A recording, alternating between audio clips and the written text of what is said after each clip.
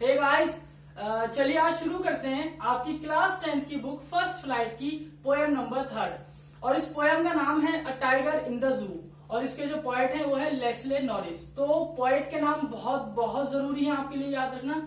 तो चलिए शुरू करते हैं। तो जो पोएम की थीम है, नाम से पता चल रहा है the tiger in the zoo, मतलब there is a tiger who is caged, जिसको केज में बंद कर दिया गया है एक जू के अंदर। तो जो राइटर हैं वो एक बहुत बड़ा क्वेश्चन मार्क लगाते हैं। वो आपसे ये पूछते हैं कि सपोज करें if you are in a cage so how would you feel, अगर आप लाइफ टाइम के लिए केज के अंदर बंद कर दिया जाए तो आपको कैसा महसूस होगा। Even you might have felt that in the time of pandemic corona virus, जब लॉकडाउन हुआ तो आपने देखा होगा आपकी क्या हालत हो गई थी 3-4 महीने के अंदर घर में पड़े पड़े, बहुत सारा मतलब लट भी हो जाते। तो सेम चीज यहाँ पर है, आपसे नहीं रुका गया ना 3-4 महीने। सोचो वो जानवर जो पूरी जिंदगी केज के अंदर है उस पर क्या बीती होगी। तो something that the tiger suffered, the tiger gone through his sufferings, his pain, his desolation, despairness, solitudeness, loneliness, everything is explained and felt by the poet. यानी एक टाइगर का दर्द, उसका दुख, उसका पेन, उसका अकेलापन, उसके पास कोई दोस्त नहीं है और एक छोटे से कंक्रीट सेल में, एक पत्थर के टुकड़े में वो कैद है जहां से वो निकल ही नहीं सकता चाह कर भी। तो राइटर हमसे यही एक क्वेश्चन पूछते हैं कि क्या अगर हमारे साथ ऐसा हो तो हम क्या करेंगे। अब एक टाइगर के साथ क्या क्या होता है वो ये बताते हैं इस पोएम में। तो चलिए शुरू करते हैं कुछ कीवर्ड्स के साथ। तो ये 7 या 8 कीवर्ड्स हैं जो हर हाल में you have to anyhow इधर बाई हुक और बाई क्रुक आपको याद करने होंगे। तो जैसे पहला है विविड, विविड का मतलब होता है ब्राइट कलर्ड या डिफरेंट कलर। सेकंड है रेज, रेज का मतलब होता है म्यूटाइन, MUTINE, म्यूटाइन, म्यूटाइन का मतलब होता है किसी को गुस्सा दिलाना, किसी को भड़काना या गुस्से में आना। नेक्स्ट है लर्क, लर्क का मतलब होता है जब कोई शिकारी अपने शिकार को पकड़ने के लिए किसी जगह छुपता है और शिकार का वेट करता है, that is known as lurk, means hiding and waiting for the prey. Prey means होता है शिकार। नेक्स्ट है स्नार्ल, SNARL, स्नार्ल का मतलब होता है एक ओरिजिनल साउंड जो एक एनिमल प्रोड्यूस करता है। जैसे इस पोएम में टाइगर प्रोड्यूस करता है अपनी ओरिजिनल साउंड रोर, तो उस रोर को बोला गया है स्नार्ल। नेक्स्ट है आपका सॉलिट्यूड, सॉलिट्यूड का मतलब होता है लोनलीनेस। नेक्स्ट है आपका एगोनी, एगोनी का मतलब होता है पेन, दर्द, या इसको हम बोलते हैं डेस्पेयरनेस, डेस्पेयरनेस मतलब निराशा। नेक्स्ट ट्राइब्यूलेशन, बहुत इंपॉर्टेंट वर्ड है, पोएम में नहीं है। Tribulation, agony, these are the 2 words that are not mentioned in the poem. तो ये आपको हर हाल में याद करने हैं। ट्राइबुलेशन का मतलब होता है पेन और सफरिंग, जिस चीज से आप गुजर रहे हैं, जो दर्द आपको मिल रहा है। नेक्स्ट इज योर फ्लैंग, फ्लैंग का मतलब होता है जो हमारे पैने वाले दांत होते हैं, sharp tooth, they are known as fang. Last stalk, stalk का मतलब होता है घूमना, चलना या ट्रेड या मूव करना। अब कुछ पॉइंट्स हैं जो पॉइंट हमें स्टार्टिंग में बताते हैं, आप कह सकते हैं एक मोटी सी समरी है ये। पहली चीज पॉइंट बताते हैं बहुत सुंदर टाइगर है जिसके अलग अलग कलर्ड स्ट्राइप्स हैं, धारियां हैं और वो एक कंक्रीट सेल में मूव करता है। रीजन, वो फियरलेस जानवर अब पावरलेस हो चुका है। यही थीम है आपकी, फियरलेस हैज बिकम पावरलेस, क्योंकि उसकी शक्तियां अब एक पिंजरे में कैद हो चुकी हैं। इसके बाद वो बताते हैं वो एक सुंदर सा जानवर जो शायद बाहर होता तो लोगों को डराता, जो शायद बाहर होता तो अपने शिकार का वेट करता, जो शायद बाहर होता तो अपने तरीके से अपनी फ्रीडम को एंजॉय करता। लेकिन आज वही जानवर एक पिंजरे में कैद है और वो क्या हो चुका है, पावरलेस हो चुका है। शुरू करते हैं पोएम से। तो जो शुरू की 4 लाइन है, in those 4 lines the poet says he stalks in his vivid stripes the few steps of his cage, मतलब जो ही आ रहा है आपके टाइगर के लिए, यानी यहां से सीधे सीधे आपको पता चलता है ये हो गया पर्सोनिफिकेशन। पर्सोनिफिकेशन एक आपकी लिटरेरी डिवाइस होती है जिसका मतलब होता है जब किसी को किसी से सिंबलाइज करा जाता है। तो यहाँ ही आ रहा है टाइगर के लिए, मीन्स टाइगर को हमने क्या कर दिया, सिंबलाइज कर दिया। तो वो बताते हैं कि टाइगर जो है वो मूव करता है अपनी ही केज के अंदर। क्यों? क्योंकि वो उसमें प्रेजेंट है, वो उसमें केज है, वो उसमें कैद है। और इसके बाद वो बताते हैं जब वो मूव करता है तो जो उसके पैर होते हैं वो एक्चुअली होते तो बहुत रफ हैं। जब वो जंगल में होता है तो उसके जो पंजे होते हैं, जो उसका नीचे वाला हिस्सा होता है, पैरों वाला हिस्सा, तलवा, पॉज, वो होते तो बहुत हार्ड हैं, बहुत रफ हैं। लेकिन अब ये क्या है, केज में है और केज में क्या है, एक प्लेन सरफेस है। तो इस वजह से ये अपने जो पॉज हैं उनको जब यूज करता है मूव करने के लिए तो फिसलते हैं वहां पर। यानी आसान भाषा में पॉइंट आपको ये बताते हैं कि जो टाइगर के जेन्युइन ओरिजिनल पॉज होते हैं, पंजे होते हैं, वो क्या होने चाहिए, रफ। लेकिन यहाँ पर उसके पॉज कैसे हैं, बहुत सॉफ्ट। कैसे सॉफ्ट, बिल्कुल वेलवेट की तरह। वेलवेट होता है मखमल, जो मैक्सिमम सॉफ्ट चीज हो सकती है उसकी तरह। तो ये कहते हैं on pads of his velvet quiet in his quiet rage, मतलब वो बहुत शांति से चुपचाप चले जा रहा है। कहा, अपने सॉफ्ट पंजों के साथ एक बहुत ही सॉफ्ट सरफेस पर। और उसके अंदर क्या भरा हुआ है, बहुत ही शांत गुस्सा।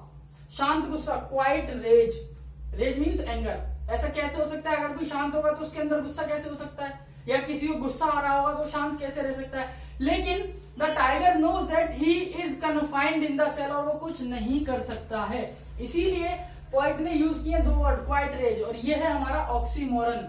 ऑक्सीमोरन मतलब जब दो ऑपोजिट, दो कॉन्ट्राडिक्टरी वर्ड्स हम एक साथ यूज करते हैं, so that we call oxymoron, मतलब दो अलग अलग वर्ड।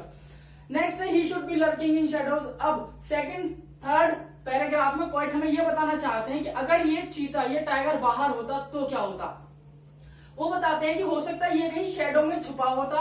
किसके लिए, एक डियर का वेट करने के लिए, जो नदी के पास पानी पीने आता, और जैसे ही डियर नदी के पास पानी पीने आता और ये उस पर झपट्टा मार देता। कंडीशन जब ये फ्री होता तब। नेक्स्ट में वो ये बताते हैं कि यार ये हो सकता है कि भाई जब ये अपना पेट वेट भर लेता, उसके बाद ये कहां जाता है, गांव में जाता। गांव में जाके क्या करता, ही शुड बी स्नार्लिंग, मतलब ये रोर करता, बहुत तेज दहाड़ता। और वहां पर जाके कहा, गांव में जंगल के किनारे दहाड़ता बहुत तेजी से, और जितने भी गांव वाले हैं वो सब कांप जाते, ट्रेम्बल, टेरराइज्ड, फियरफुल, तो सब लोग डर जाते। यानी ये सबको बताता कि देखो मैं कितना पावरफुल हूं। लेकिन अब क्या है, अभी शांत है लेकिन गुस्से में है। ये थर्ड पैराग्राफ और ये सेकंड पैराग्राफ आपको सीधे सीधे लेके जाते हैं इन दो वर्ड्स की तरफ, कि अगर ये इन दो पैराग्राफ में चाहे तो वो डियर को मारता या फिर गांव वालों को डराता, यानी ये बताता कि मैं कितना पावरफुल हूं, लेकिन यहां पर ये कुछ नहीं कर सकता क्योंकि ये क्या हो चुका है, पावरलेस हो चुका है। आते हैं फोर्थ पैराग्राफ पे, but he is locked in a concrete cell. ये एक ऐसी दीवार में बंद है, एक ऐसी केज में बंद है जो कि बहुत ही स्ट्रॉन्ग मटेरियल की बनी है। और ये क्या करता है, बस उन बार्स के पीछे से, उन जालियों के पीछे से लोगों को देखता है।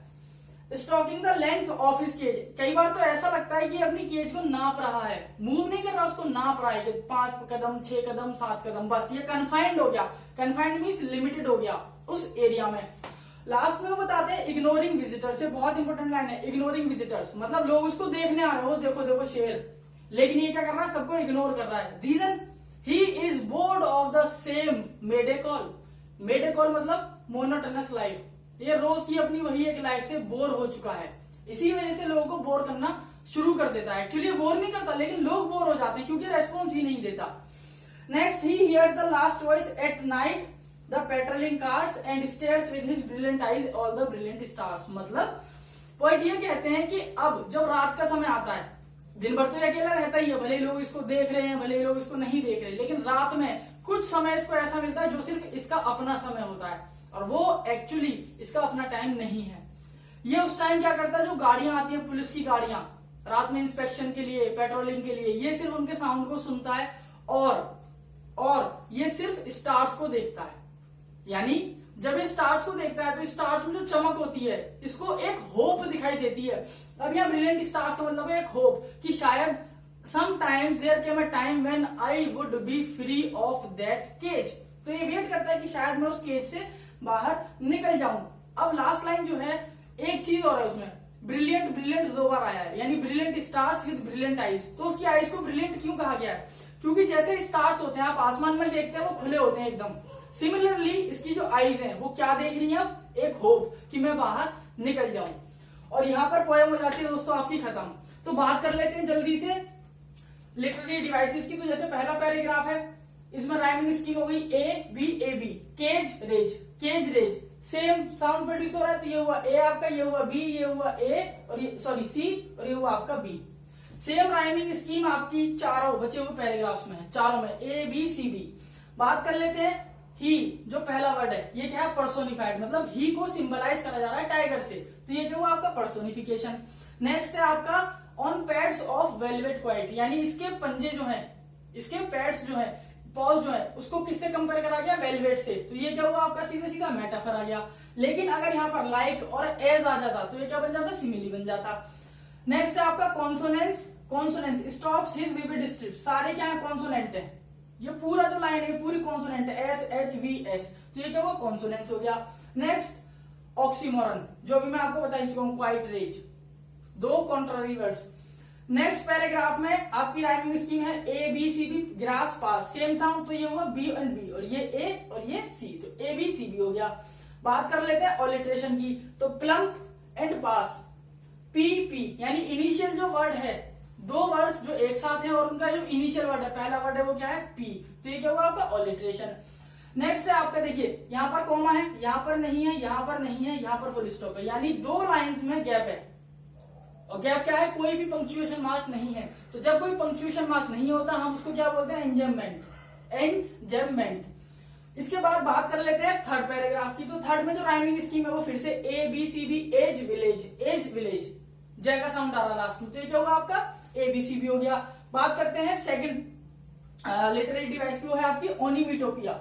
ओनिमिटोपिया का मतलब होता है जब एक ओरिजिनल साउंड प्रोड्यूस होता है, जैसे स्नार्ल, तो स्नार्ल का मतलब क्या है, रोर, तो ये तो उसकी ओरिजिनल साउंड है, तो ये क्या हुआ आपका ओनिमिटोपिया। नेक्स्ट है आपका एजोनेंस। एजोनेंस का मतलब होता है जहां वोवेल्स साउंड प्रोड्यूस होते हैं, जैसे अब आप देखेंगे स्नार्ल, अराउंड हाउस, स्नार्ल का साउंड आ रहा है, अराउंड ओ का साउंड आ रहा है, हाउस ओ का साउंड आ रहा है, तो ये सारे वोवेल्स के साउंड है, इसीलिए क्या हुआ आपका एजोनेंस हो गया। बात करते हैं फोर्थ पैराग्राफ की, तो इसकी भी राइमिंग स्कीम सेम है, A B C B, alliteration behind bars, दो वर्ड आ गए एक साथ जो बी से शुरू होते हैं, तो ये हुआ आपका ऑलिट्रेशन। नेक्स्ट पर्सोनिफिकेशन, क्योंकि ही आ गया, हिज आ गया, ये किसके लिए यूज हो रहे हैं, ये टाइगर के लिए यूज हो रहे हैं। लास्ट है आपका इसमें कॉन्सोनेंस। कॉन्सोनेंस मतलब his strength behind, H S B, ये क्या है आपके कॉन्सोनेंट, जो वोवेल्स नहीं होते वो क्या होते हैं आपके कॉन्सोनेंट होते हैं, तो कॉन्सोनेंट हो गया H S B. Last paragraph की अगर बात करते हैं तो राइमिंग स्कीम फिर से ए बी सी बी हो गई, नाइट, कार्स, आइज, स्टार्स, तो स्टार्स और कार्स ये हो गया आपका राइमिंग स्कीम। बी यहां से शुरू करते हैं, ए बी ये डिफरेंट है तो सी, और बी और ये स्टार्स और कार्स सेम साउंड प्रोड्यूस कर रहे हैं, तो ये हो गया बी, तो राइमिंग स्कीम हो गई आपकी A B C B. Next है आपका ऑलिट्रेशन, ही हियर्स, पहली ही लाइन में फिफ्थ पैराग्राफ की, H H same sound produce कर रहे हैं, इनिशियल साउंड, पहला वर्ड सेम है दोनों का, ये होगा आपका ऑलिट्रेशन। नेक्स्ट है आपका एंजेबमेंट। एंजेबमेंट मतलब फिर से कोई भी पंक्चुएशन मार्क नहीं है, तो आप देखेंगे थर्ड लाइन में कोई भी पंक्चुएशन मार्क नहीं है, ना कोमा है, ना सेमीकोलन है, ना इन्वर्टेड कोमास है, ना फुल स्टॉप है, तो थर्ड और फोर्थ ये आपकी क्या हुई एंजेबमेंट। और लास्ट है आपका एजोनेंस। एजोनेंस मतलब with his brilliant, with his brilliant, W H B और ई, ई तो हो गया आपका वोवेल, तो हम सिर्फ ये तीन उठा लेते हैं, विद हिज ब्रिलियंट, यानी डब्ल्यू एच और बी, ये तीनों आपके क्या हो गए, ये हो गया आपके कॉन्सोनेंट, तो ये क्या हुआ आपका एजोनेंस। और यहाँ पर आपकी जो पोयम है ये हो जाती है खत्म। तो उम्मीद करता हूँ काफी कुछ समझ में आया होगा, थोड़ा सा जल्दी खत्म करने की कोशिश करिए, तो बाकी अच्छा लगे तो कर देना like subscribe. Thank you everyone.